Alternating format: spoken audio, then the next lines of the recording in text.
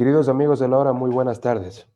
Bueno, pues estamos en una edición más de estas entrevistas que están dedicadas exclusivamente a temas políticos muy coyunturales de América, la región y del país. En esta ocasión vamos a hablar de asuntos nacionales y tenemos la presencia de María Paula Romo, quien es exministra de Gobierno.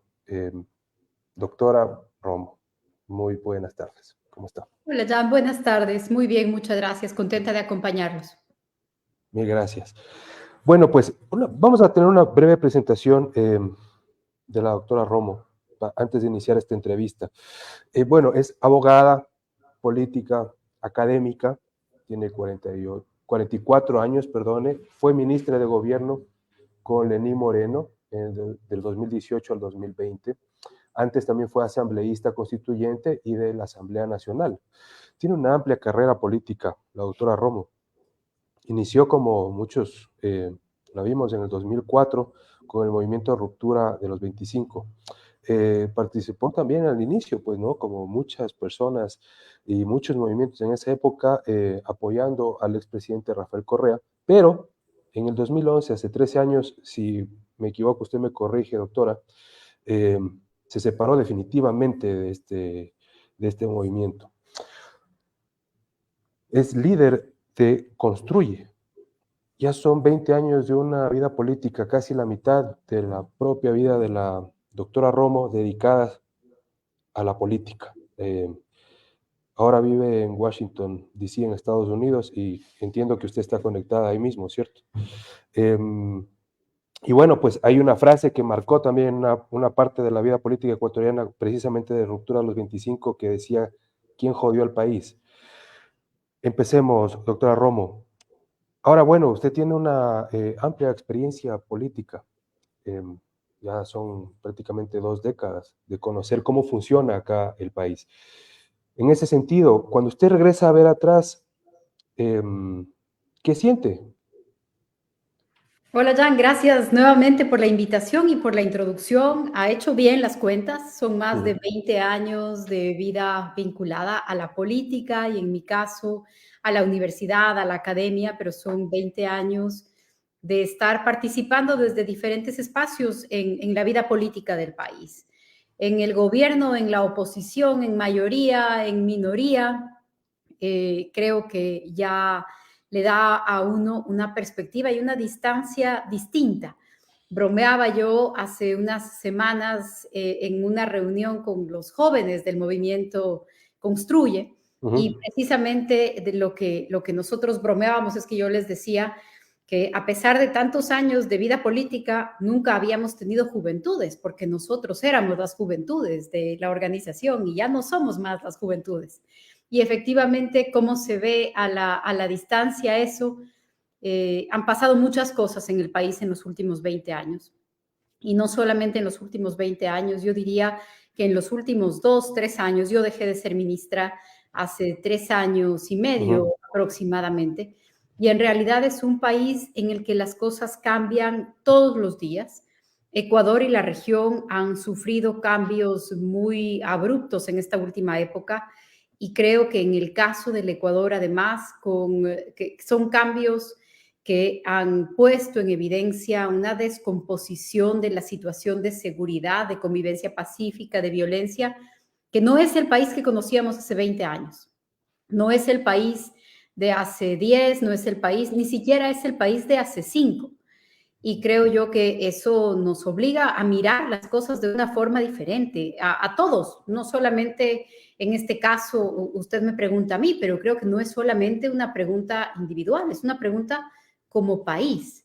Y hay episodios que efectivamente nos enfrentan a una situación y a una realidad que ojalá tengamos la entereza de asumir. La descomposición en el tema seguridad, en mi opinión, es lo que marca en este momento la crisis más grave del país, y me parece que eso es lo que en este momento estamos todos enfrentando desde diferentes lugares. Doctora Romo, hace 20 años, usted y quienes la acompañaban en ese momento en ruptura se preguntaban quién jodió al país. Ahora yo le pregunto, ¿quién le sigue jodiendo al país, doctora Romo? No es una pregunta fácil y hace 20 años pretendía ser provocadora. Hoy también, hoy puede hacerse exactamente la misma pregunta y lo más Mm, grave es que algunas respuestas seguramente se repiten, incluso en personajes. Una de las cosas que en ese momento, hace 20 años, a nosotros más nos llamaba la atención era el estancamiento en las personas y en las ideas, en los planteamientos políticos. Algunas de esas cosas siguen siendo iguales y otras han cambiado mucho. Yo creo que hay una gran renovación en el escenario político, hay una gran renovación en lo que significa la representación política en el país. Sin embargo, no necesariamente eso significa que hoy tengamos mejores instituciones políticas, porque no es solamente un asunto de nombres, es un asunto de prácticas. Algunos nombres han cambiado, otros no han cambiado, pero algunas prácticas no son mejores. Ejemplo concreto, las ujú. organizaciones políticas, el legislativo, la relación entre los poderes del Estado, la justicia. Recordará usted, Jan, que una de nuestras grandes preocupaciones hace décadas precisamente estuvo centrada en la toma de la justicia, en la pichicorte, en los jueces nombrados por los partidos políticos. La crisis está ahí, solamente que ya no es solo el riesgo de la política infiltrada o cooptando la administración de justicia, sino que hoy son las organizaciones criminales que también están metiéndole la mano a la justicia. Eso no ha cambiado, al contrario, se ha agravado.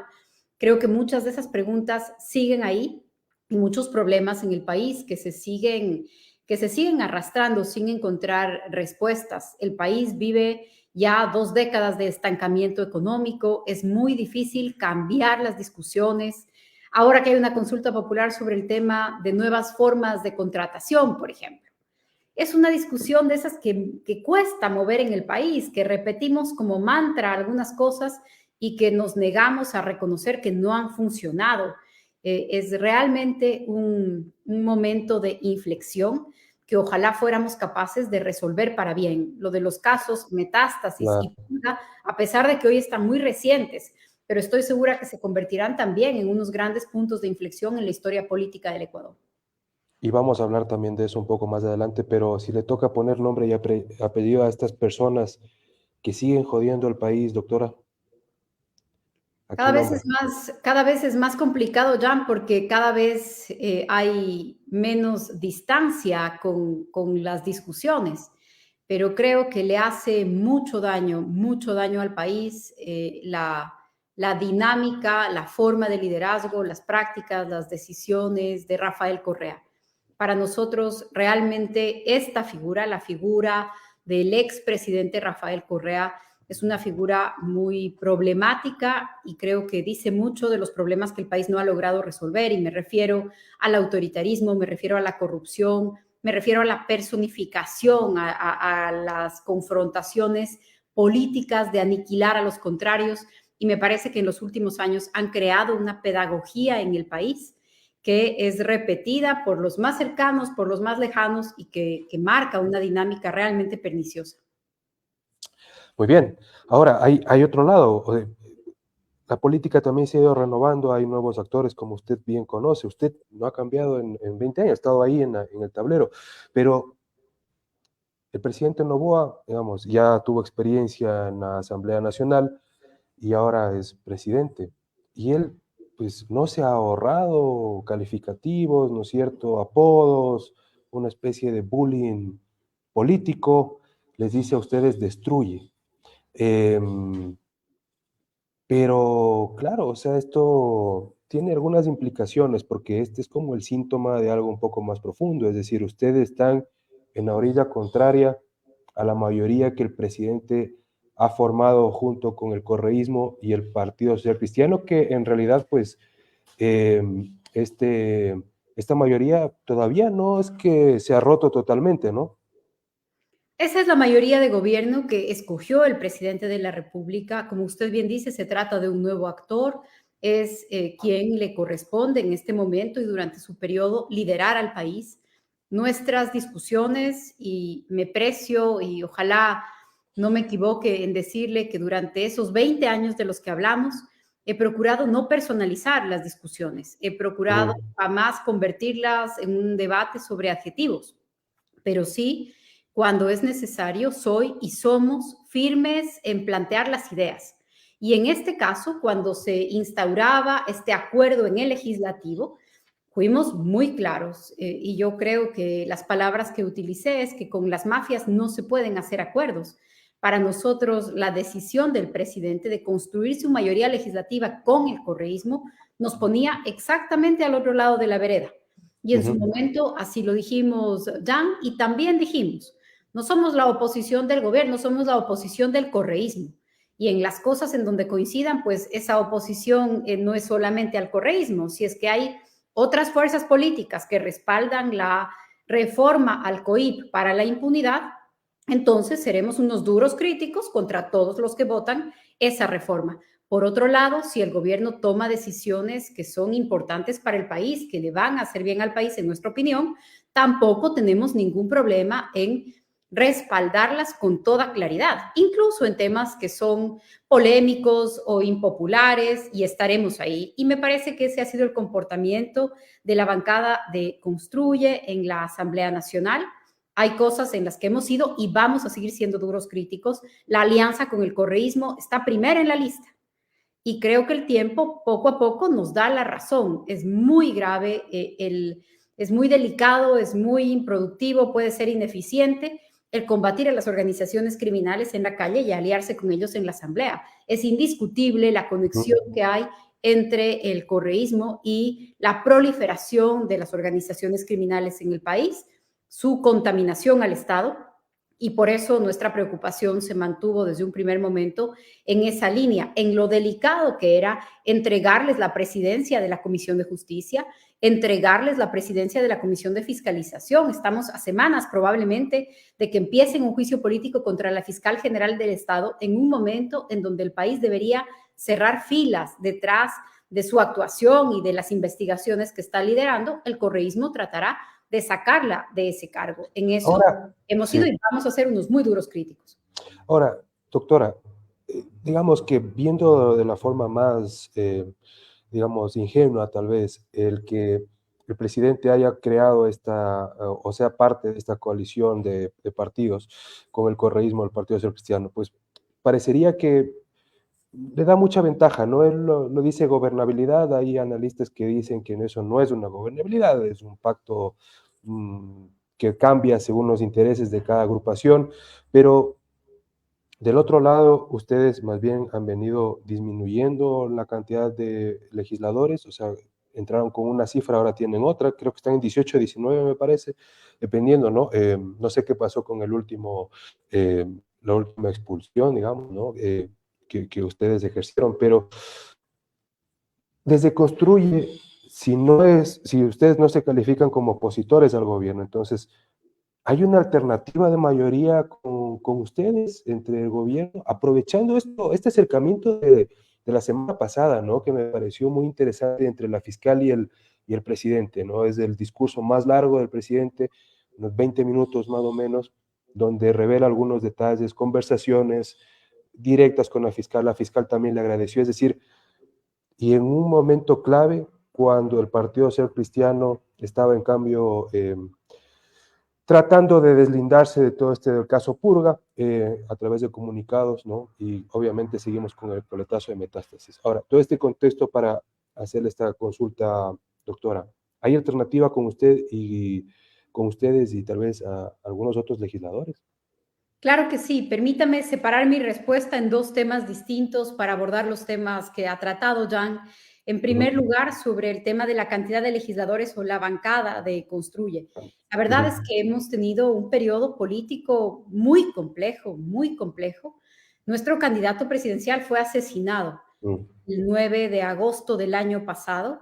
El candidato presidencial de Construye, Fernando Villavicencio, fue asesinado y luego de su asesinato se inventaron historias sobre su muerte, sobre los motivos de su muerte. Esa misma noche Rafael Correa reprodujo un video en el que supuestamente Es acusaban a real, Villavicencio sí. de ser parte de una organización criminal.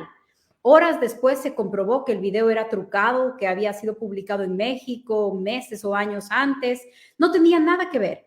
Pero para decirle que desde ese minuto, para la bancada de Construye, para el movimiento político, las cosas no han tenido nada de regular, nada de normalidad democrática y no han sido fáciles. El correísmo se opuso formalmente a la opción legal de que reemplacemos a nuestro candidato. Impugnaron a nuestro candidato. El resultado de terminar las elecciones con candidatos cerrando sus campañas con chaleco antibalas. Es decir, fue muy complejo. Lo que hemos tenido que vivir ha sido muy complejo. Y por supuesto, el asesinato de Fernando Villavicencio trajo complejidades adicionales a una alianza en donde él era el líder de una parte de esa alianza.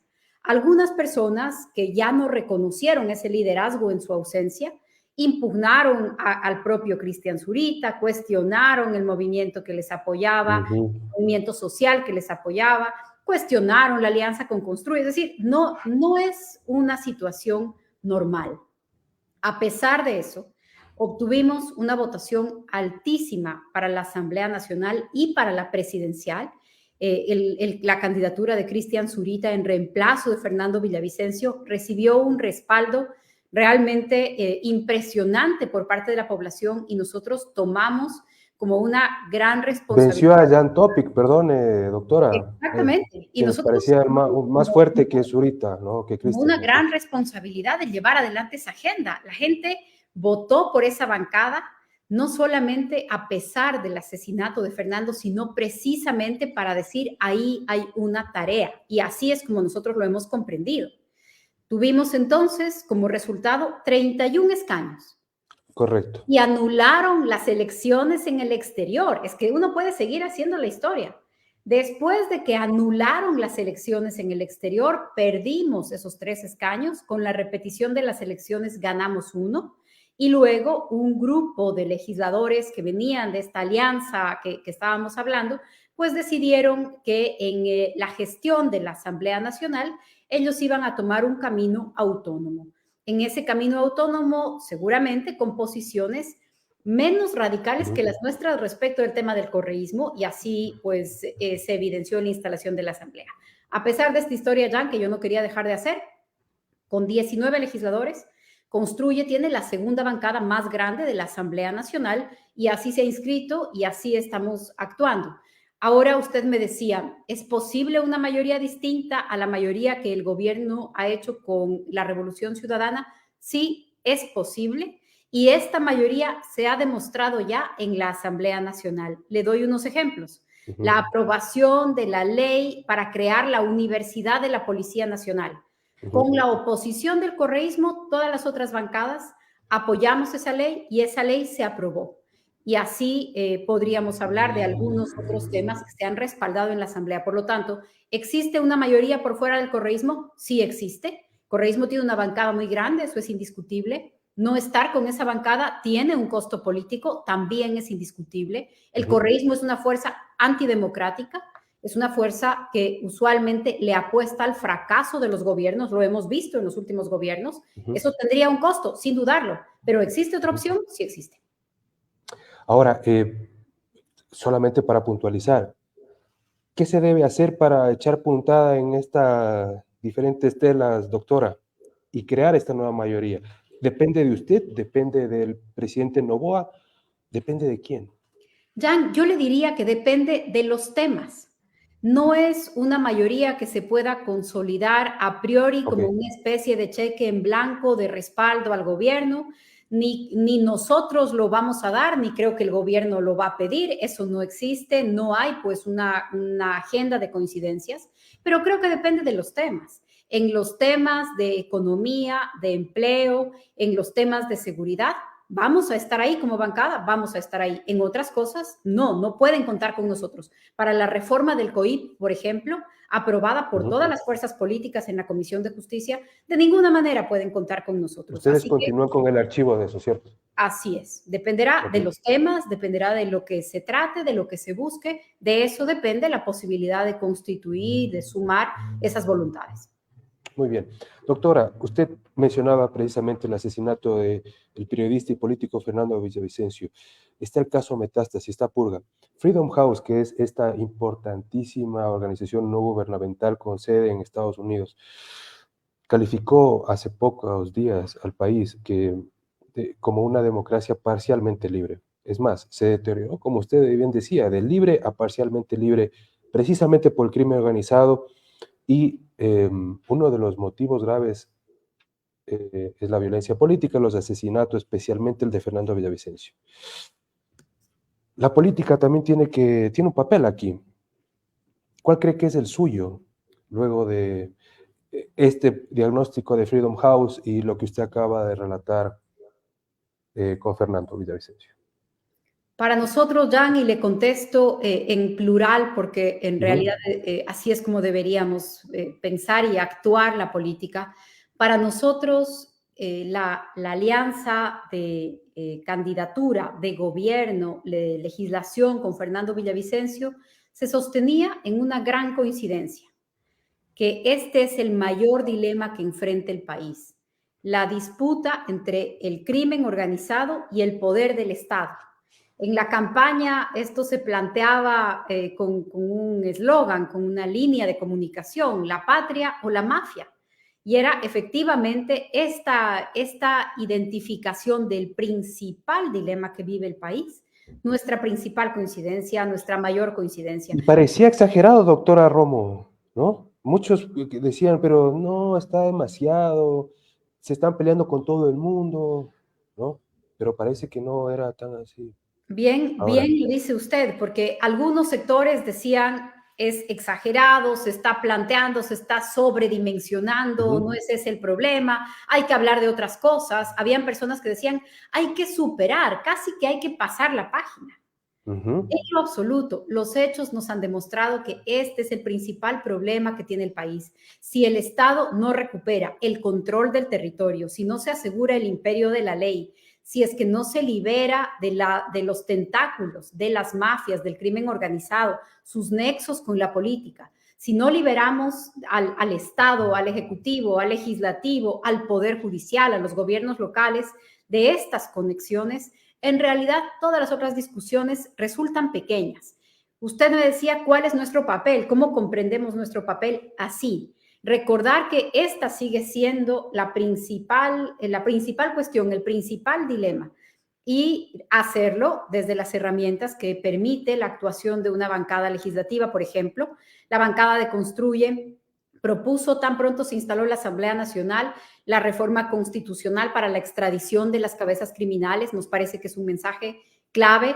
También hemos impulsado la ley de extinción de dominio, se aprobó hace poco en la Asamblea Nacional, y varios de estos temas de agenda los pusimos en debate cuando el presidente Noboa anunció una consulta popular, y me parece que escuchando esas voces y seguro las de otros sectores también, el presidente en un segundo momento incorporó estos temas también en la consulta. Entonces, extinción de dominio, extradición, trabajo por horas, son cosas muy importantes y que realmente pueden ser reformas relevantes para el país. Vamos a seguir trabajando en eso. muy bien. Bueno, queridos amigos de la hora, estamos con la doctora María Paula Romo y estamos conversando sobre la coyuntura política, pero también vamos a hablar ahora sobre el futuro de Construye. Es un año electoral. Hemos contado 9 precandidatos. Se lo cuento al presidente Noboa como precandidato porque todavía no está inscrito.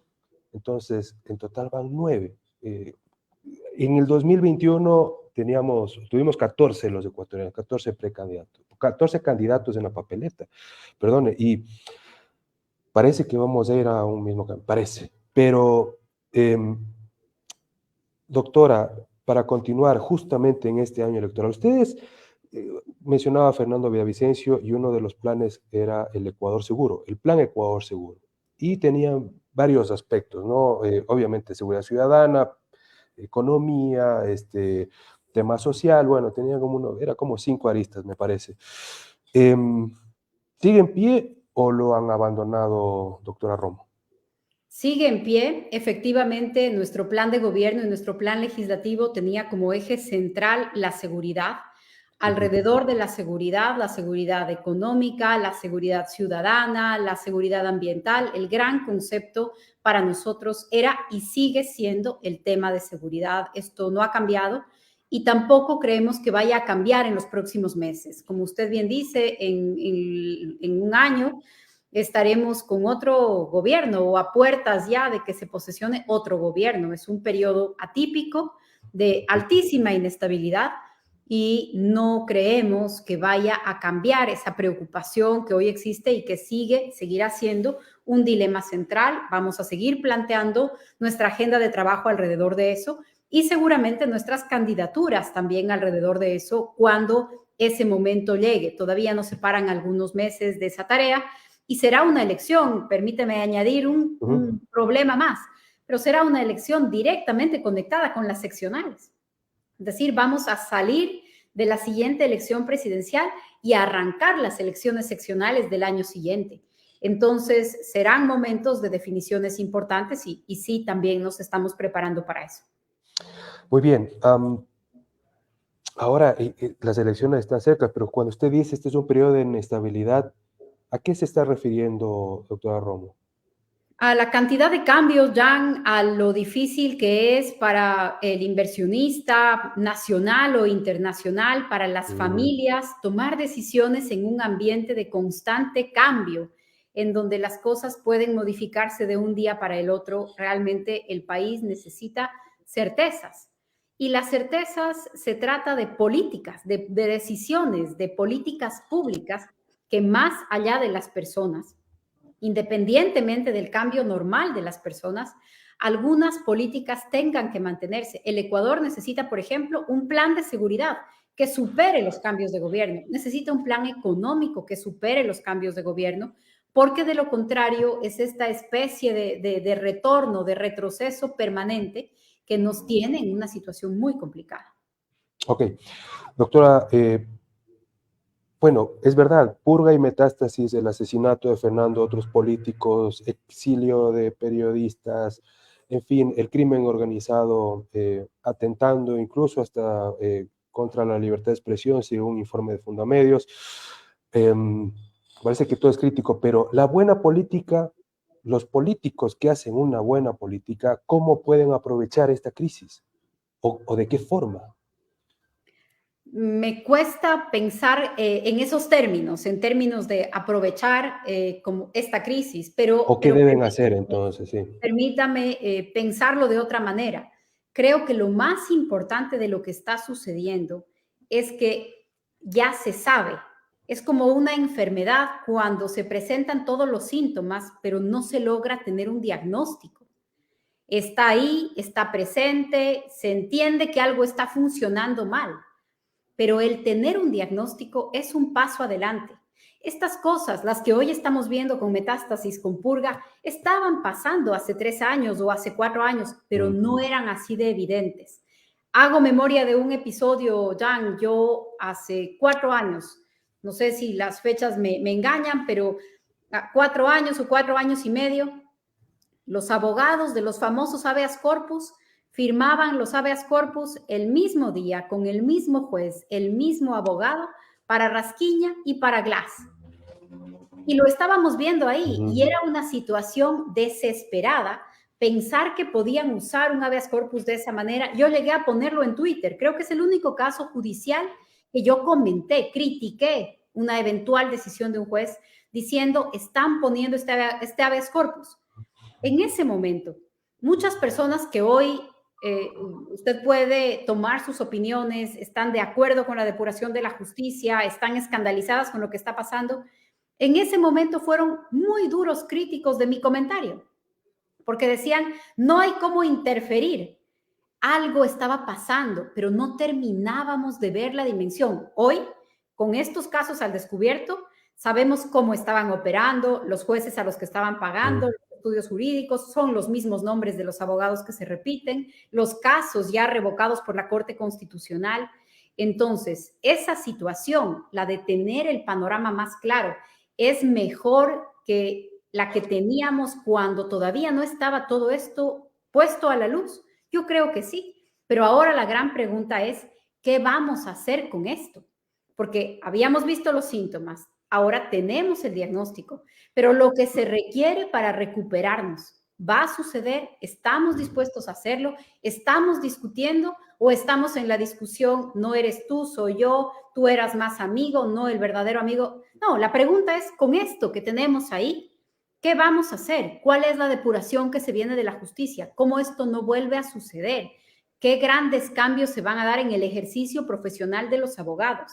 ¿Qué va a pasar? El Ecuador sigue siendo ya uno de los pocos países en América Latina en donde las personas encargadas de la seguridad de las cárceles y de la seguridad de los puertos, de los aeropuertos, de los temas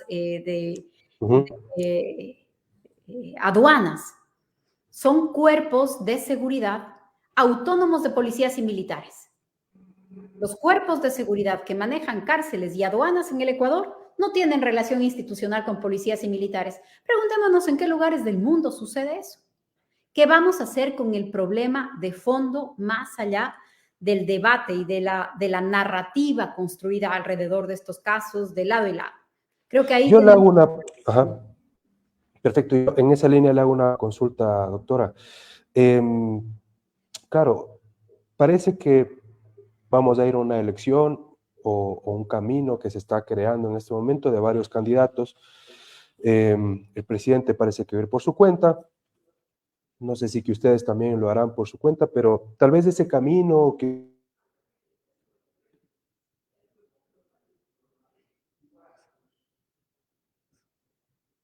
Se cortó, le tengo congelado, Jan. Perdone. Ay, sí, perdón. Ahora ¿Me sí, escuchan? se me congeló, no le escuché su pregunta, disculpe. Le repito, sin problema.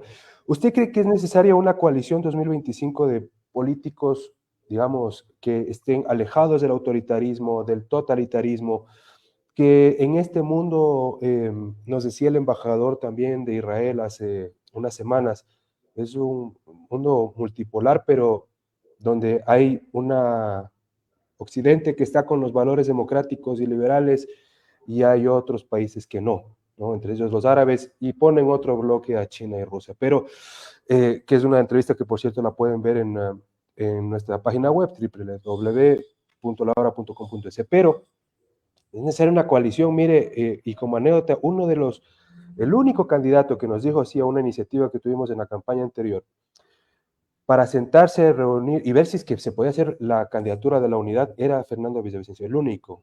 Otros nos dijeron o para segunda vuelta o definitivamente pues ya no nos respondieron los mensajes ni la llamada ni nada.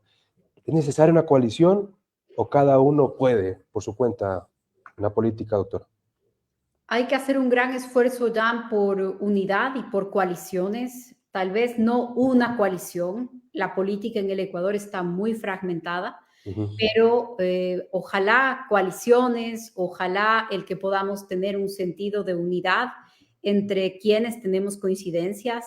Hay que hacer un esfuerzo por privilegiar las coincidencias porque también estamos acostumbrados a fijarnos más en algunas diferencias políticas o personales. Lamentablemente, la política en el Ecuador está muy atravesada por diferencias personales, por experiencias personales.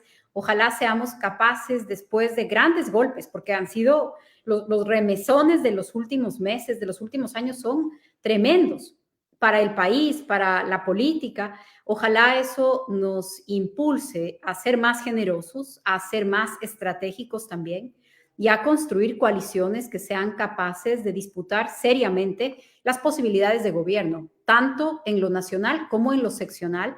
Yo sigo pensando en esta elección como una elección que está muy conectada lo uno con lo otro y, por supuesto, ese es un escenario ideal, un escenario menos fragmentado. Ahora, solamente dos consultas finales, doctora, para dejarla en paz y mil gracias por atendernos. Nos hemos demorado más del tiempo previsto, pero creo que el diálogo vale la pena. ¿Cuáles son las cartas de Construye? Es Cristian Zurita, está la señorita Andrea también, ex candidata a la vicepresidencia, no sé, está Ana Galarza, son buenos cuadros, ¿no es cierto? Jorge Peñafiel ha demostrado que es un político bastante completo.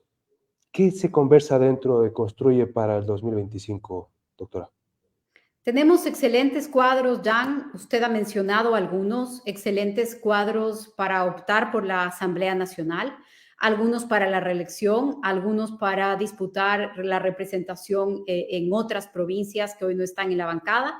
Y por supuesto, presentaremos nuestra opción presidencial, sin aferrarnos a tener primero el candidato y luego el partido, como a veces sucede, o primero el candidato y luego el plan de gobierno. Todo lo contrario, tenemos unas ideas, tenemos un postulado, tenemos una tarea muy grande, un gran sentido de responsabilidad. Estamos dispuestos a participar en la conformación de coaliciones, por eso no vamos a adelantarnos a promocionar candidatos para que después sea más difícil el dar marcha atrás de las candidaturas. Vamos a tomar este proceso con una gran responsabilidad con el país. Y lo final, doctora, pregunta obligada en este contexto. ¿Y usted estaría dispuesta? ¿Regresaría a Ecuador? Jan, yo de alguna manera le diría que sigo en el Ecuador y sigo conectada con la política, con la vida partidista. Esto nunca lo voy a dejar.